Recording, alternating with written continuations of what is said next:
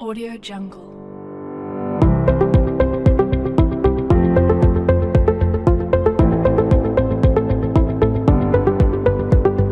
Audio Jungle. Audio Jungle.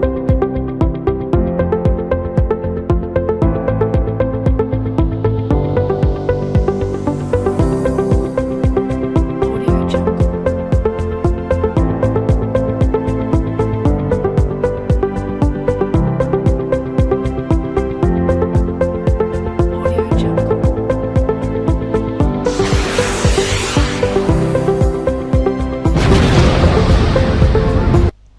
Berjumpa lagi dengan saya. Pada kesempatan kali ini saya akan menyampaikan mengenai materi ukuran dari kecenderungan pusat pada mata kuliah statistik dan probabilitas.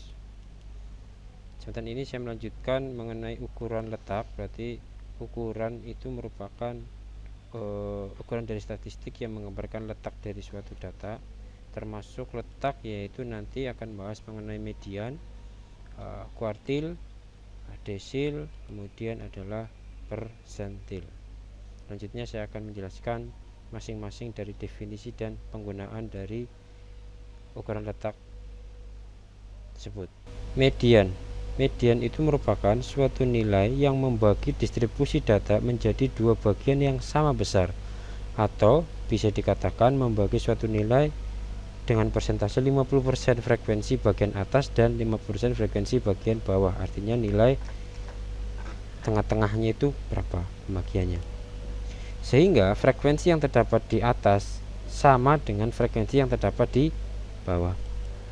Oleh karena itu, median dari sejumlah data tergantung pada frekuensinya, bukan variasi nilainya. Cara menentukan median itu seperti apa? Pertama adalah untuk data tunggal, yaitu sebagian atau seluruh skornya berfrekuensi lebih dari satu sebelum dihitung mediannya. Nanti data diurutkan terlebih dahulu dari data yang terkecil ke yang terbesar. Nah, rumusnya untuk menyelesaikan median itu nanti ada dua penyelesaian. Apabila untuk jumlah datanya berupa data ganjil, maka MS sama dengan X ditambah dikalikan dengan N plus 1 dibagi 2, di mana N itu adalah nanti adalah jumlah datanya itu adalah ganjil atau genap. Kalau untuk yang rumus genap nanti menjadi ini setengah dikalikan X dikali N per 2 ditambah X dikali N per 2 ditambah 1. Berarti nanti tergantung dari jumlah datanya genap atau ganjil. Ya, ini keterangannya, di mana N adalah jumlah data dan X adalah nilai dari data. Untuk lebih jelas, ini ada contoh. Ya, misalkan 5 anak menghitung jumlah kelereng yang dimilikinya. Dari hasil perhitungan mereka diketahui jumlah kelereng mereka adalah 5, 6, 7, 3, dan 2. Berarti anak pertama itu mempunyai jumlah kelereng 5 dan seterusnya. Nah, terus mediannya itu berapa? Maka median dapat diputuskan karena jumlah data adalah ganjil, maka perhitungan median itu menggunakan rumus median untuk data ganjil, karena ini kan ganjil ya 5. Nah, kalau dijumlahkan semuanya itu 5, kan ada 5 anak ya. Karena 5 itu merupakan ganjil, maka diselesaikan dengan cara perhitungan ganjil. Berarti nanti menggunakan persamaan seperti ini.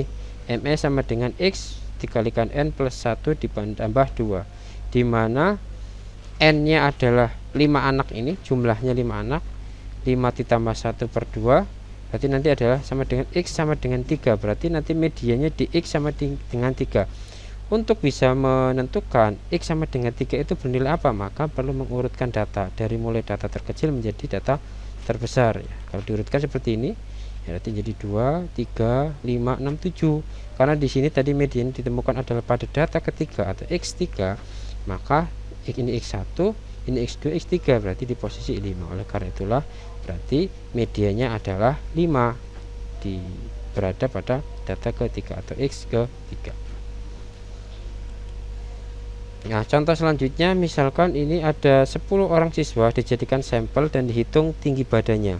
Dari hasil perhitungan, tertera di dalam soal ini, berarti dari anak pertama 172, anak kedua 167, dan seterusnya sampai anak ke 10 165. Ditanyakan berapa median dari data tinggi siswa tersebut. Ya.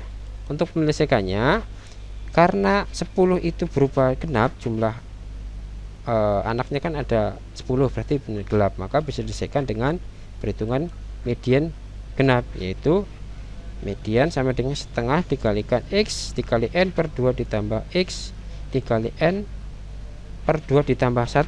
Tadi untuk N nya adalah 10, maka X nya menjadi 10 per 2, kemudian ini menjadi 10 per 2, berarti nanti adalah 11 per 2. Di sini diperoleh nilai X nya 10 per 2, berarti nanti adalah X5. Ini 10 per 2 berarti 5 ya, 5 ditambah 1 berarti 6, berarti X sama dengan 6. Nah sekarang seperti proses yang contoh sebelumnya, maka perlu diurutkan datanya ya, diurutkan dari nilai terkecil 160 sampai terbesar 180. Terus di sini ditemukan adalah di X min 5, maka ini adalah dihitung dari 1, 2, 3, 4, 5, berarti 170 dan 171, sehingga penyelesaiannya ya, dimasukkan kepada persamaan yang sebelumnya kan sudah di sini X5. Nah X5 nya tinggal ditulis 170 dan X6 nya adalah 171, sehingga diperoleh di sini tinggal aljabar ya, aljabar biasa, 170 ditambah 171 dikalikan setengah diperoleh 170,5, sehingga mediannya dari data ini adalah 170,5. Terus bagaimana misalkan untuk data kelompok ya, ini masih dalam distribusi frekuensi, artinya kalau tadi datanya tunggal, ini adalah data kelompok, maka nanti medianya bisa digunakan dengan menggunakan rumus sebagai berikut ya, dimana masing-masing ini B adalah batas bawah kelas median ditambah P adalah batas kelas median dikalikan setengah N masih jumlah data, dan F itu adalah jumlah frekuensi kumulatif sebelum kelas median, dan F itu sendiri adalah frekuensi kelas median. Untuk lebih jelasnya ada contoh di sini ya. Misalkan sebanyak 26 orang mahasiswa terpilih sebagai sampel dalam penelitian kesehatan di sebuah universitas. Mahasiswa yang terpilih tersebut diukur berat badannya. Dari hasil pengukuran berat badan disajikan dalam bentuk data kelompok, tapi dalam bentuk tabel sebagai berikut. Ya, ini ada sebagaimana penjelasan sebelumnya ya mengenai distribusi frekuensi. Berarti dibuat range dari 45 sampai 50, berarti ada 5 tingkatan, ada intervalnya ada 5, dan di sini terdapat berapa kelas? 1 2 3 4 5 6 7 8, ada 8 kelas, dimana masing-masing frekuensinya adalah sebagaimana di dalam tabel. Artinya yang mempunyai berat badan dari 46 sampai 50 ada 3 orang, dan seterusnya sampai berat maksimal 81 sampai 85. Oke, menyelesaikannya seperti apa cara penyelesaiannya? Menyelesaikan ini maka dihitung frekuensi kumulatifnya ya, berarti tinggal ditambahkan saja. Di sini adalah frekuensi kumulatifnya untuk kelas pertama ini 3, kemudian kelas kedua tinggal tambahkan 3 ditambah 2 menjadi 5. Untuk ini berarti 5 ditambah 4 menjadi 9, 9 tambah 5 menjadi 14, dan seterusnya sampai kelas terakhir yaitu kelas 8 dengan ukuran berat badannya 81 sampai 85. Nah, setelah dibuat frekuensi kumulatifnya ya, definisi dari median itu adalah pada saat nilainya 50% dari jumlah data N. Datanya tadi adalah 50%. Ya, di situ ada 26, kumulatifnya ada 26. Sehingga 50% dari 26 ya adalah 13. Nah, oleh karena itu median itu berada frekuensi kumulatif yang memuat bilangan 13. Ya, di sini itu nanti dengan demikian nilai F frekuensi median itu berada di kelas keempat. Ya, di sini kelas keempat. Ya, kelas keempat dengan frekuensinya adalah 5 karena memenuhi yang ini tadi saya sampaikan, berarti memenuhi bilangan frekuensi kumulatifnya 13. Di sini kan frekuensi kumulatifnya 14, berarti masuk dalam range ke 13.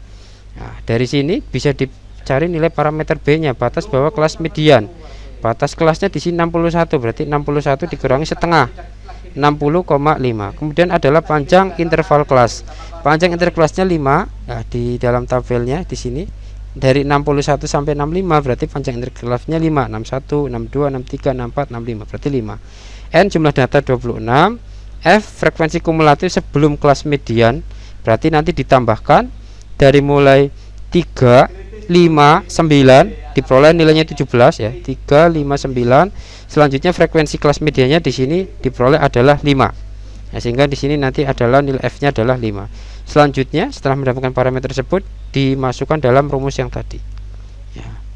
ME sama dengan B ditambah P dikalikan N per 2 dikali F per F. Ya, diperoleh median dari data kelompok tadi adalah 56,5 dari berat badan mahasiswa tersebut. Ya, gitu yang bisa sampaikan mengenai median. Terima kasih atas kesempatannya. Sampai jumpa di video selanjutnya.